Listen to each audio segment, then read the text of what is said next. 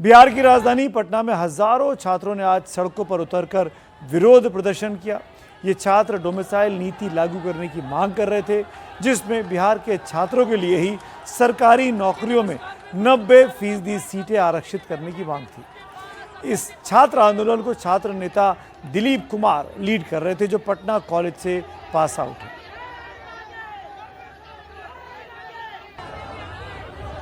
हम लोगों की मांगे है कि बिहार के सभी सरकारी नौकरी में डोमिसाइल 90% लागू किया जाए, 10% सीटों पर रहे और अप्रत्यक्ष रूप से भी लागू, क्योंकि बिहार से बाहर कई राज्यों में डोमिसाइल लागू है।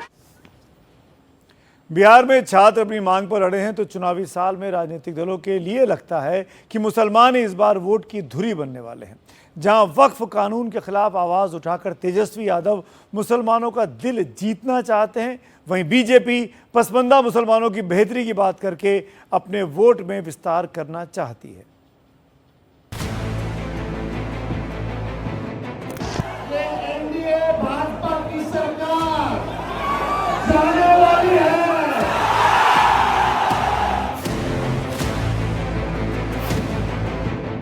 इस कानून को हम लोग लागू नहीं होने देंगे।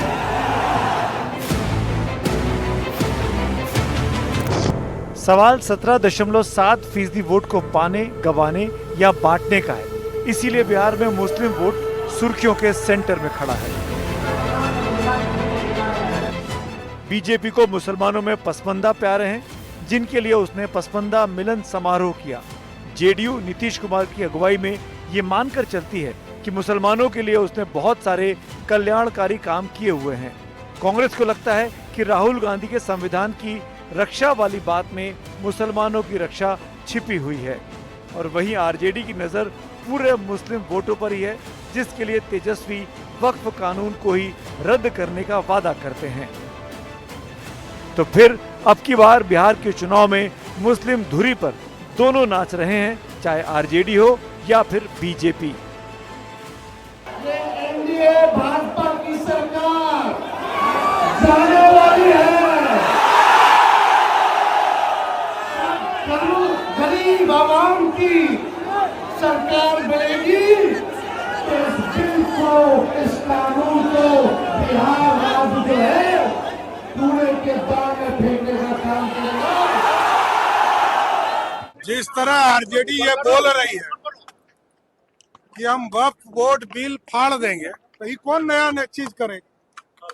ये लोग तो आरक्षण विरोधी है। महिलाओं को आरक्षण मिल रहा था अटल जी के समय, तो तब बिल फाड़ दिया था। तो ये लोगों का इतिहास ही है कानून पर भरोसा नहीं करना, गुंडागर्दी करना। राजद का मतलब ही है अपराधीकरण।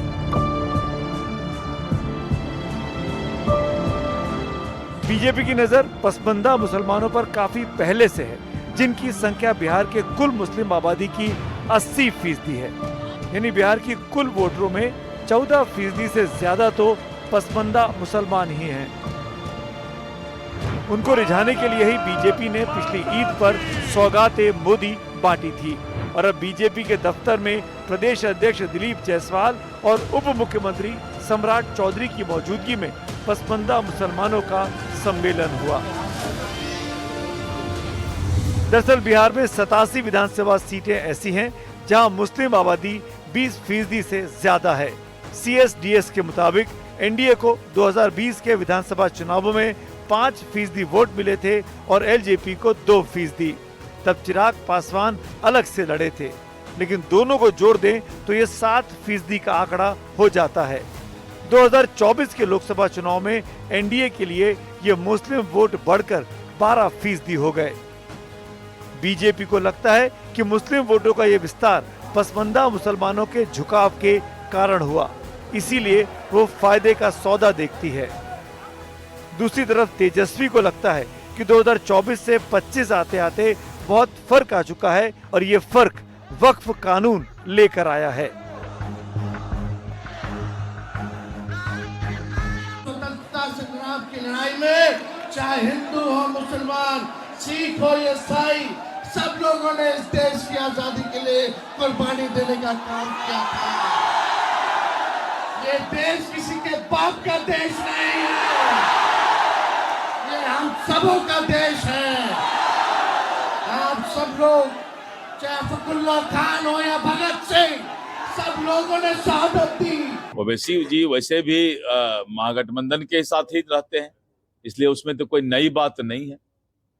और जो गरीब पासमानदा मुसलमान हैं, जो उनके अधिकार की बात आई है, तो एक बार वक्फ कानून जो आया है उसको देखने का प्रयास करना चाहिए कि हमारे पास गरीबों के हक में है या नहीं है।